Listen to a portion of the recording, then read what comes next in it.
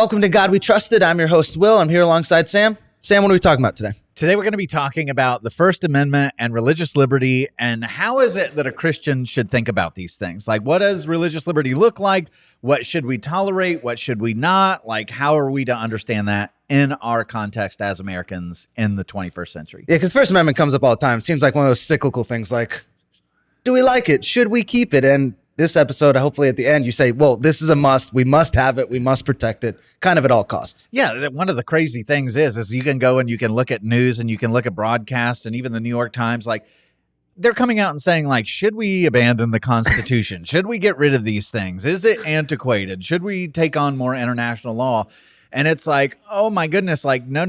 This is a really, really brilliant document. We should hang on to it because it's really helpful for liberty and prosperity in America. You know, just as to piggyback on that, kind of to blow the rest of the amendments, when the First Amendment came out, it was part of something called the Bill of Rights. And the understanding behind the Bill of Rights was, this is not what the government's coming to you and saying, hey, as your ultimate power sovereign, I will allow you to have your religion. That is not what the Bill of Rights is, right? Notice the language. Congress shall make no law respecting an establishment of religion or prohibiting the free exercise thereof. That's the way it begins. So where's the restriction? It's not giving you rights. It's saying, Congress, get out of this. This does not belong to you. In other words, government can't infringe. Government can't infringe on your right to religion, your right to speech, your right to the press, your right to own weapons. Like, it's saying, government, stay over there because these rights don't come from you. They come from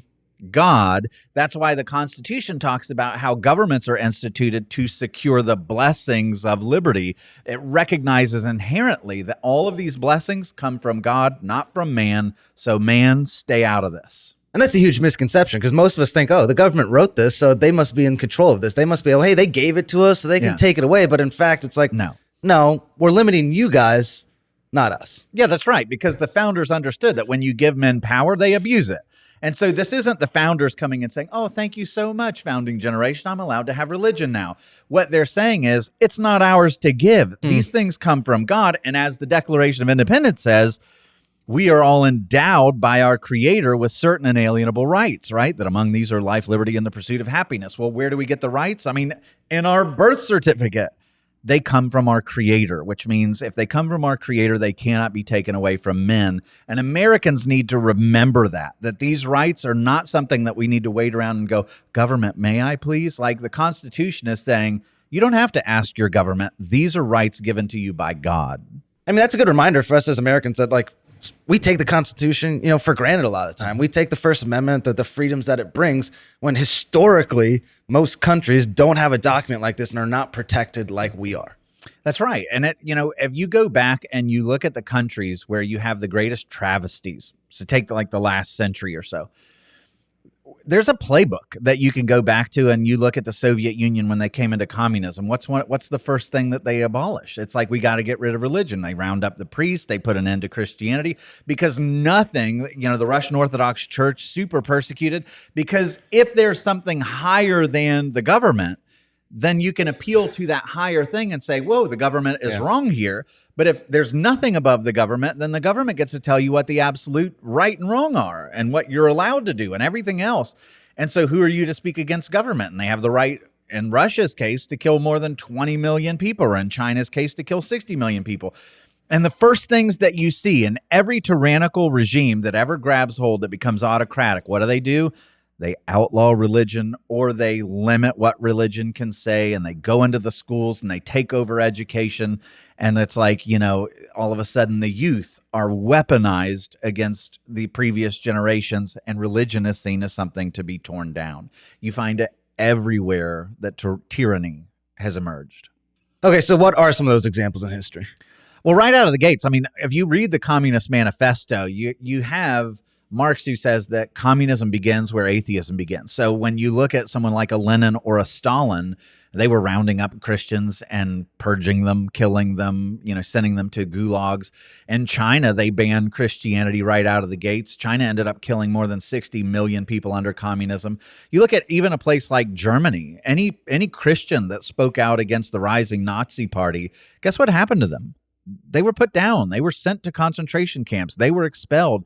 Anywhere that you find a church that's outspoken against the abuses of the government because the government's getting out of control, every communist, fascist regime always clamps down on the church and either limits what they can say or abolishes them altogether. It's like the playbook of tyranny. Okay, as you go into scripture, what can we learn from about Christian liberty, even in the Bible? You know, the Bible gives us a very interesting perspective on this because you see different epics, right? Like, so if you go back to the days of Abraham, Abram's living in a culture where there's lots of different gods and his neighbors are worshiping other gods and he coexists with them and he's okay. You fast forward to Moses when God gives the covenant law to Moses at Sinai and they go into the land. Like, idols were forbidden by a government that was a theocracy at the time. And so Moses and the subsequent generations, they were called to purge any idolatry in their midst, right? So Hezekiah is called to go to pagan places and to tear down their altars and to destroy their statues. And there was no toleration of other religions when you were looking at covenant Israel that was both in covenant with God, but was also a kingdom, right? That there was no other religion allowed. Well, when Israel then in 586 by the Babylonians gets conquered and taken off into exile, all of a sudden you have the Israelites that are taken away from this covenant kingdom and they're thrown into exile. And does God say, hey, I want you to go tear down all their statues in Babylon? No, he doesn't. In fact, they're to coexist. They're to seek the peace of the city. They're not to have pagan gods. They're not to have idolatry in the covenant community in Babylon. But God doesn't say, hey, go trash all of their monuments and tear down their altars in Babylon. And so we have to recognize that what we read in Deuteronomy that's coming out of a theocratic form of government is not meant for them when they're in exile, and God doesn't have them do that. In fact, he says, seek the peace of the city where you're at. Now, when the tyrants in Babylon come and say, like to Daniel's friends, you must not worship the Lord, what's their response? No. Now, I'm not going to bow down to you. Like, I am not going to show reverence to you. I'm not going to put you above God. And they're persecuted for it. What happens with Daniel? Like when the king says, you're no longer allowed to pray to anybody but me, what is Daniel's response? Keeps praying. I'm not doing it. Like, so that disobedience, when the state says, I am above God, the Christian has an obligation to say what? No. I absolutely refuse. I will continue to worship my God, even if it means persecution. And so, like, you can see the shift, because, by the way, theocracy is not presented as a good thing in the Bible. And it's not presented as a good thing for the same reason that communism is not a good thing. Theocracy, in theory, would be a great thing, except man's involved. Yeah. And fallen man is involved, and he will always exploit power, and there's nothing worse than exploiting religious power, right? Like, that gets really ugly. But you look at communism, the reason why communism doesn't work is because it's godless entirely. But beyond that is it believes that man can be trusted with power, which is never going to work. Theocracy, the same way. You give priests power to impose theocracy or judges, they will always abuse it. It always gets gross. The grossest period in Israel's history is during the theocratic times. Like in the book of Judges, you're like, oh my goodness, look at these people. So the Bible's like, yeah, that doesn't work here. But then in exile, what do you find? Like, you find persecution, and well, that's not great. I don't want my children to be persecuted, right? So the Bible, and hang on to this, because the Bible is saying, okay, when you go over into Persia or Babylon, when you're in exile, you don't fight the king. You don't go tear down their religious statues. But it might mean that you're persecuted because you never bow the knee to a king over God. So what makes America different? The Bible comes and says that you're to show reverence for the king, right? Romans 13, you honor the king, you obey the king, you do all those things so long as he's not calling you to violate God, right? So in Acts 5, for example, the authority in Jerusalem, the Sanhedrin, comes to Peter and John and says, you have to stop preaching in the name of Jesus. And what's their response? No. We must fear God rather than men. We're not going to stop preaching. Well, is that, you're supposed to respect the government? Wrong. You don't honor the government if the government's calling you to disobey God. At that point, you stand, and Peter and John were willing to be persecuted against this authority that's reigning in Jerusalem. The thing that makes America different, and this is where we have to shift our mind, is America comes over here and it says we're going to have an entirely different model. It's going to be self-government. We're going to have a constitution that the people covenant together to make. We don't have a king, right? We don't have someone who says, bow down to me, I'm the ultimate authority. We have a form of government where our founders got together and they said, now the people are covenanting together under the Constitution, and the Constitution is now the highest authority in the land. In a sense, the Constitution is now the king that we show reverence to, not any particular person. And what does the Constitution do? It gives us brilliant liberties so that we never have to live in a place where we or our children have to be like Daniel, where it's like, I've got to disobey the king because my religious liberty is endangered and he's going to throw me into the lions. Like, no, or I have to stop preaching the gospel or be persecuted. Like our founder said, no, we're covenanting together to say that you have religious freedom and you can worship God as you see fit. And the government is never has the right to crack down on you for your religious beliefs. Radically different.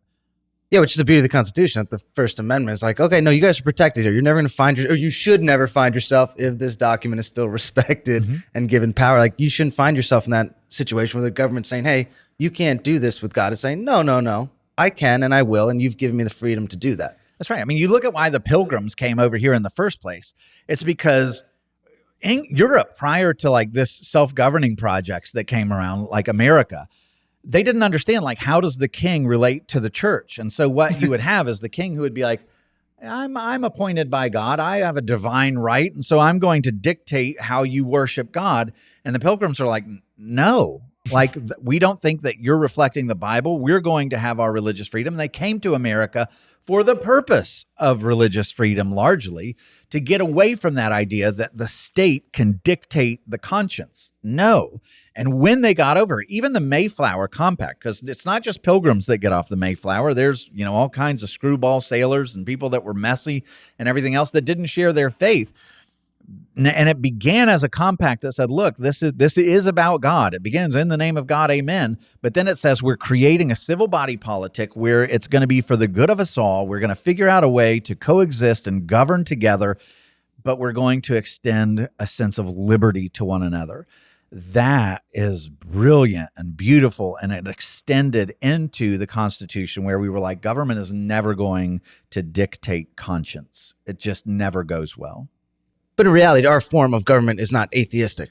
No. And that's a really, really important distinction, because a lot of people think that, the First Amendment, where it says, Congress shall make no law respecting an establishment of religion, that means that they're anti-religion, and that's the way that modernity understands that. Like, we got to purge religion from everything. And that's the farthest thing from what the founders intended. Like, go back and look at the founding documents of what they had to say. And like, let me just read to you part of the Declaration of Independence, because the opening line, listen to this. When in the course of human events, it becomes necessary for one people to dissolve the political bands which have connected them with another. In other words, hey, we Americans are leaving you, Britain. We're declaring our independence because you guys are abusing power. And then they go on and they say, to assume the powers of the earth, separate and equal station to which, now listen to what they appeal to, the laws of nature and of nature's God entitle them. So what is their appeal for why we're declaring our independence? God. The laws of nature, which is important, and nature's God. So what they're saying is, look, there is a law that governs over this universe. It's like a natural law. You can see it. It shows up in everything. It governs our behavior, just like it governs the laws of physics. Like, you can tell what the world commends and what the world doesn't, like what behaviors are rewarded and which behaviors don't. And they're like, we're appealing to the laws of nature that you can arrive at by reason, but also of nature's God and what is spelled out in the scriptures. And that's going to be the basis for this new society that we found. And by the way, all of our rights come from where? It's like the next two sentences in the Declaration of Independence. Like, we're endowed by our Creator with certain inalienable rights. So the whole premise of America insist in theism, that there must be a creator because all of our rights come from them, not from man. And so what with the culture that we live in now treats it like, oh, we'll get rid of God and we'll be anti-theist. But what is in place of that? It's not a-religious. Yeah. It just comes with a much darker, gross view of the world that is anti-theistic in the government, which teaches its own set of values. But the founders, universally, the ones who signed the Constitution, the Declaration, understood that we have to be a religious society. We have to bring about the ethics that are displayed in the universe, which, by the way, echo what the Bible teaches. And so, of course, we're a Christian country, but we're not going to come and impose and require you to become Christian. We're not going to come upon you apart from what the laws of nature require. Like, we're going to follow the laws of nature, and we're not going to violate the laws of nature's God to make a society that is blessed, to make a society that lives in prosperity and peace. That's the model we're going to follow. But they certainly were not anti-religion. They presupposed that we would be a religious people. It's just that the government's not going to come in and say, you're going to be Episcopalian. You have to follow these standards. It's going to leave those things to conscience, whether you wanted to believe in God or not. But the ethics of the government would be premised upon Christianity. That was universally understood. Yeah, it's a helpful explanation because even atheistic government, the government just becomes God. They don't just get rid of God completely. That's 100% accurate. And then they impose their own ethics. And you see our nation that has lost its mind with the ethics that are now promoted. It's because we've walked away from God and we've embraced man-made ethics, which have led us into a real season of turmoil. Like, everybody recognizes that it's not good. America's been in the wrong direction ever since we've started purging God from our society. Society's getting worse, not better. And that's because we're walking away from the ethics of Christianity. And Christianity played a huge role in shaping our government, right? 100%. Like, if you go back and you read the quotes of our founders, like, there's such a long list of them that say, like, the hope of good government, the survival of American future and liberty depends on religion and morality. They use those expressions again and again and again. And they recognize that the only way that people can live in a world where they're not governed by a strong force of government is if they're governed from within, that they have a conscience of right and wrong. And that is steered by religion. But beyond that, even our framework of government, there was a study that was done by a guy named Donald S. Lutz and Charles Heinemann, and they looked at 15,000 written documents between 1760 and 1805. So the founding generation, what are they citing when they're putting together our form of government?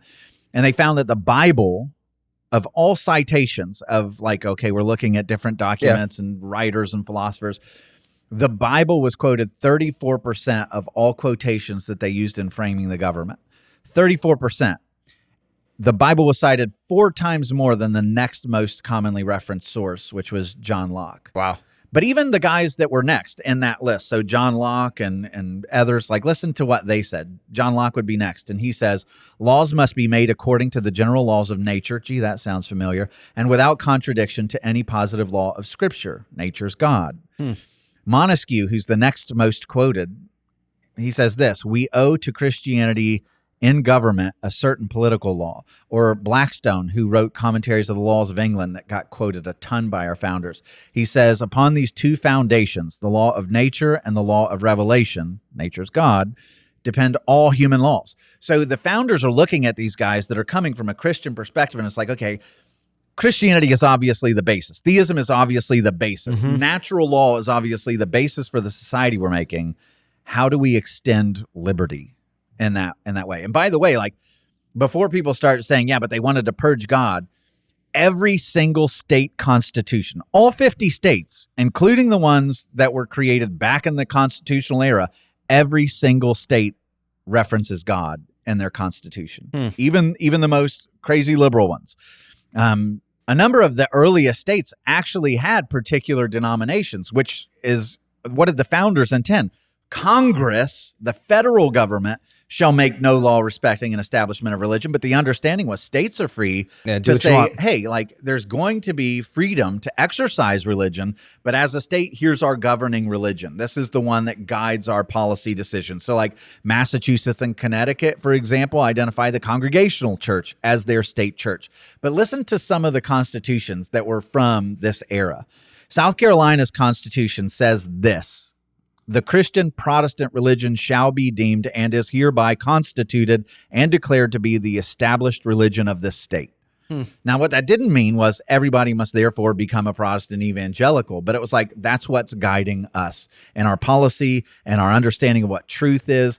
The New Hampshire Constitution said that morality and piety, rightly grounded on evangelical principles, will give the best and greatest security to government, and then declared every denomination of Christians demeaning themselves quietly and as good citizens of the state shall be equally under the protection of the laws. Connecticut, I'm just this is crazy. Like it's wild to imagine that this was there.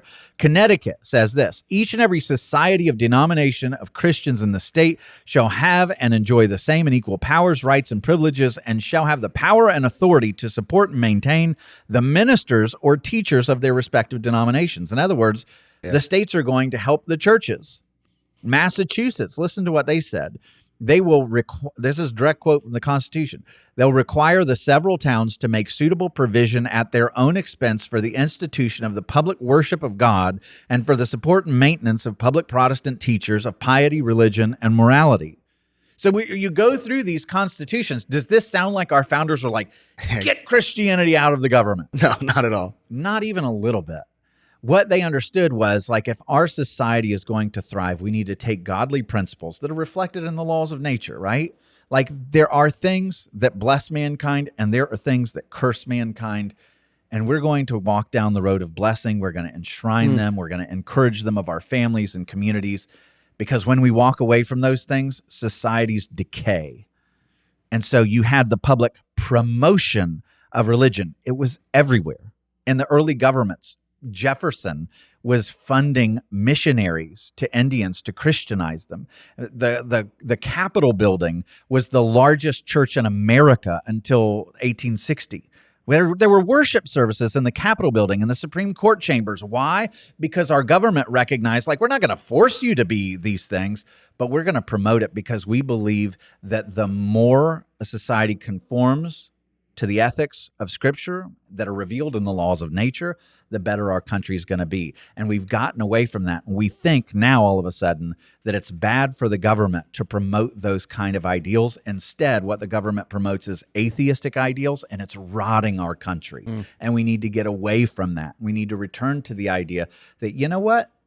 Religion, Christian religion especially, is a really good thing to be promoted in our culture because it breeds better happiness. All the studies show this. Better happiness, more successful children, happier people, better marriages, more healthier families. You know, like all of those things exist alongside religious people. A-religious people, the studies show it's not great. It's not good. There's a decay that sets in, and our founders understood that. I think that's a helpful explanation to say, okay, the government's to promote Christianity but not impose it. I think that's 100%. A really great way to put it. That makes a complex thing become understandable. That's a great way to put it. You know, and you go to our founding fathers and listen to what they say. Because Washington, for example, George Washington, when he's in power, across the Atlantic Ocean, you have the French Revolution. And you have these two experiments in liberty, you know, one that's centered on God, you know, and our rights come from God, and we're going to promote these ideals. The other one is France, where they say, you know what, we'll have liberty with an atheistic framework, and we'll tear down the churches. We're going to, you know, outlaw the clergy. We're going to get rid of the 7-day week calendar because that's religious. We're going to do a 10-day, you know, like everything about them is like purge God. And it results in bloodshed and like the guillotine and so many revolutions within the revolution that ultimately ends up with the tyrant Napoleon. That worked out well for him. But you have Washington who's looking at them and they're like, oh, reason. Reason is we don't need religion because reason, right? Listen to what Washington says in response to the French Revolution. He says, reason and experience both forbid us to expect that national morality can prevail in the exclusion of religious principle. So here he's saying, our founding father, first president, George Washington, he's like, you cannot have national prosperity. You can't have what the French are trying. You need God at the center. And even Ben Franklin, as Europe is falling apart because they're trying this atheistic experiment, writes this in a promotional letter in literature aimed at inviting Europeans to come to America. This is from Ben Franklin, who, by the way, is not an evangelical Christian. Even by his own hand, he says he never came to evangelical saving faith. But listen to what he writes. He wanted religion here. He says, bad examples to youth are more rare in America, which must be a comfortable consideration to parents. To this may be truly added that serious religion, under its various denominations, is not only tolerated, but respected and practiced. Atheism is unknown there. Infidelity, rare and secret, so that persons may live to a great age in that country without having their piety shocked by meeting with either an atheist or an infidel. Here you have Ben Franklin, who's like, come to America, we take religion seriously, and atheism and infidelity is rare and secret, and everybody is allowed to practice what they want. And even Washington has a famous letter that he wrote to a Jewish synagogue, and in which he says, like, we are thrilled that you exist. You're entitled to all the liberties here. We welcome you. And it's super affirming. And so it's like Washington understands, like, okay, you share the same ethics that we do. You share under the laws of nature and nature's God. And though you don't bow the knee to Jesus, we extend religious freedom to you here and the freedom of conscience. But we are going to be promoting religious principles. That's universal in the founding generation. And like I said, I would contend that since we have gotten away from that, since we have said, no, we don't want Christian ethics to be front and center in America, and that's separation of church and state, that is not at all what the First Amendment intended. And since we've gotten away from the ideals of the laws of nature and nature's God, our nation has entered into a season of decay. I think this was a really helpful conversation because a lot of people would say, hey, I know what the First Amendment's all about. I know it, but this may be a different take on it than they realize. Mm-hmm. Yeah. And so, I mean, you look back at it and it's like, we're not living in a theocracy and we're not living under a king. We're living under a covenant of self-government under a constitution. And so what does that mean?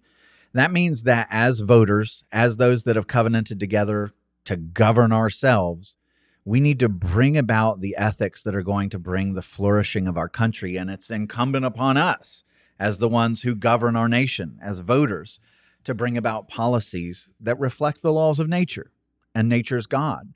And we restore right ethics and liberties to make our nation one that is a nation that thrives and brings prosperity to future generations. Because the more we get away from religious principle, the more our nation feels like it's spiraling. So with that, we'll leave it there. I want to thank you so much for watching this episode of In God We Trusted. Join us next time as we look at how the Bible and history speaks to another issue of culture.